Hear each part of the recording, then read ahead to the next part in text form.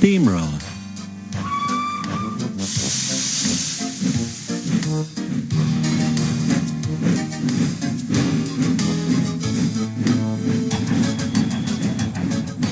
Sir Handel kept slipping between the rails, so they gave him new wheels with broad tyres. The other engines teased him.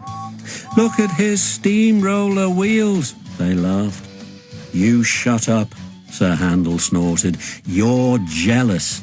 My wheels are special, like Peter Sam's funnel. Now I'll go faster than any of you." "You'll never." The engines were surprised. Sir Handel's trains were usually late. Skarloey winked. "With your grand new wheels, Sir Handel," he said gravely, "you're just the engine to tackle George." "Who's George?" Sir Handel asked. While Sir Handel was in the shed waiting for his new wheels, workmen had come to widen the road which ran for a mile or two beside the railway. They pulled down the wall, and nothing now protected the line. George was their steamroller. He chuffed to and fro, making rude remarks when the engines passed. "Railways are no good," he would say. "Pull 'em up, turn 'em into roads."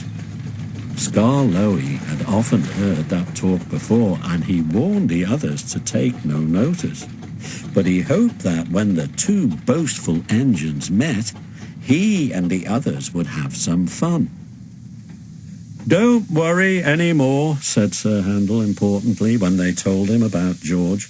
"Leave him to me. I'll soon send him packing." Next morning, George was standing near the halt at the level crossing. "Huh," he said. "You're Sir Handel, I suppose. And you, I suppose, are George. Yes, I've heard of you." "And I've heard of you. You spank around with steamroller wheels, pretending you're as good as me."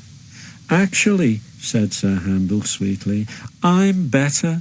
Goodbye." He puffed away. George chuffed, fuming. One afternoon, Sir Handel had to bring a special load down after the last train had gone. When he reached the road, he saw George trundling home. "Peep, peep, peep." George took no notice. He trundled along close to the track. There was barely room to pass. "Peep, peep, peep."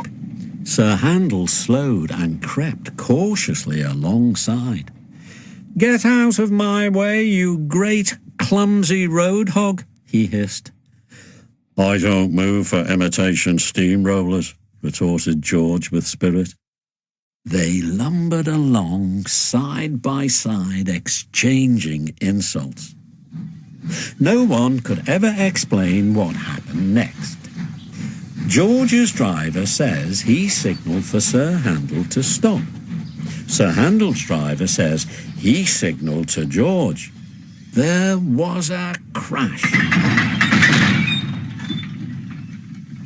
The brake van tilted sideways, and the guards scrambled out to find George's front roller nuzzling his footboard.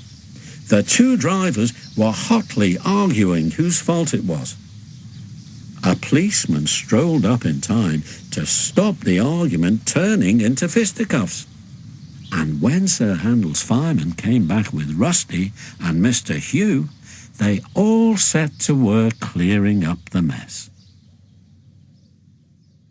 Neither engine had been going fast enough to cause much damage, so Sir Handel was able to bring his train on when George had backed himself away. Next day, the workmen put a fence between the road and railway and then went away, taking George with them. This was because they had finished their work, but Sir Handel thought he had made George go away. He was more conceited than ever and talked everlastingly about steamrollers. "Oh dear," whispered Skarloey one evening, "he's worse than ever. I'm sorry my plan was no good." "Never mind," said Rusty. "We'll think of something else." But they had no need to do that, for some boys came and asked Mr. Hugh if they could look at the engines. Almost at once, one called out, "Look, here's Sir Handel. He raced a steamroller last week. The roller nearly beat him too. It was most exciting." Sir Handel never mentioned steamrollers now.